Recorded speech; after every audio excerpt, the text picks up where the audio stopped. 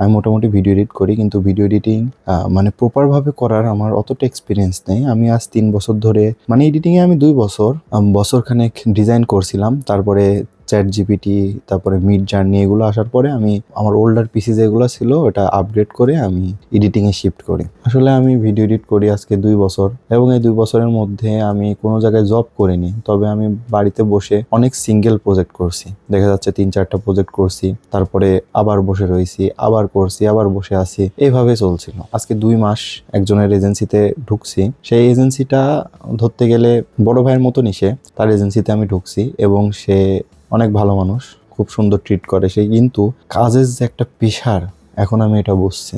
আসলে গতকালকে আমার একটা বন্ধুকে আমি বললাম, বেসিক্যালি আমার ওই বন্ধু কিছু করে না, এবং আমি বাড়ি থেকে আর বের হই না, তো রেগুলার এই যে চাকরিতে ঢোকার পরে আমি বাড়ি থেকে খুব কম বেরোই। তো আমার বন্ধু বলে যে বেরোসনি কেন, এত কম বেরোস কেন? তো আমি ওকে শুধু একটা জিনিসই বললাম, দেখ টাকা খুব খারাপ জিনিস। কেমন? কারণ এইটা যখন তোর কাছে আসা শুরু হবে না, তোর তো প্রবলেম সলভ হওয়া শুরু হবে, এটা প্রথম কথা। আর দ্বিতীয় কথা হলো, তুই জীবনে অন্যদিকে সময় দিতে পারবি না। যেরকম আগে বসে ঘন্টার পর ঘন্টা স্ক্রলিং, একটা জিনিস শিখতে মন চাইলে শিখছি, না মন চাইলে শিখছি না, এসব করতে পারবি না। তো আজকের এই পর্যন্ত দাঁড়ায় আমি একটা জিনিস বুঝতে পারলাম, ভাই কাজ কোনোটাই ছোট না। যারা ভাবেন যে আমি চাকরি করব না, আমি এসে ফ্রিল্যান্সিং করব, ডিজাইন করব, এডিটিং করব, ভাই আমি এখনো নিজের কোনো ক্লায়েন্ট পাই নাই। তারপরও যে পরিমাণ প্রেশার, আর কি বলবো, যে পরিমাণ প্রেশার, তারপরেও হয়তো আমার কাছে মনে হচ্ছে আমার থেকেও যারা ভালো ভালো বেটার এডিটর আছে তারা সারাদিন এডিট করছে, তাদের কাছে মনে হচ্ছে না। তবে আমার কাছে হয়তো মনে হচ্ছে আমি এর আগে এত প্রেশারের কাজ কোনোদিন করিনি। মানে স্টেপ বাই স্টেপ, একের পর এক ধাপে ধাপে, একটা হচ্ছে আরেকটা, তারপরেরটা হচ্ছে তারপরেরটা, মানে অন্যদিকে সময় দেবো সেটা পাচ্ছি না। কাজ একটা ডেলিভারি দিতে দিতে আবার আরেকটা রিভিশন চলে আসছে, ওইটা কমপ্লিট করে ওইটা দেওয়া লাগছে। তো এত কথা বলার উদ্দেশ্য আমার একটাই, যে আসলে কাজ কোনোটাই সহজ না।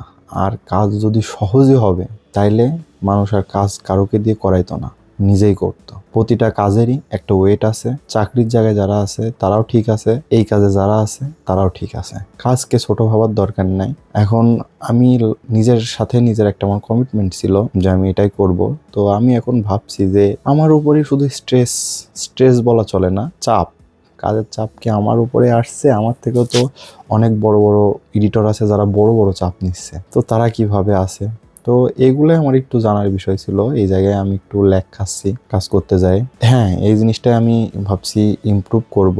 তবে ডে বাই ডে সব কিছুর আপডেট আমি দিতে থাকবো আমার এই চ্যানেলে। হয়তোবা আমার এখন সেট আপ ওই রকম নাই, আমার কথা বলার স্টাইলটা একটু আলাদা, হয়তোবা আমি অত প্রফেশনালি কথা বলতে পারছি না, আমার সেট আপ আলাদা। আমি আমার রুমের ভেতরে জানালায় কোনো পর্দা নাই, তারপরে টেবিলের ওপরে খুব ভালো একটা সেট আপ নাই, লাইটিং নাই, আমি এইভাবে ভিডিও রেকর্ড করে দিচ্ছি। তবে আমি এই শুরু, ইনশাল্লাহ আমি একের পর এক সব আপগ্রেড করবো আস্তে আস্তে।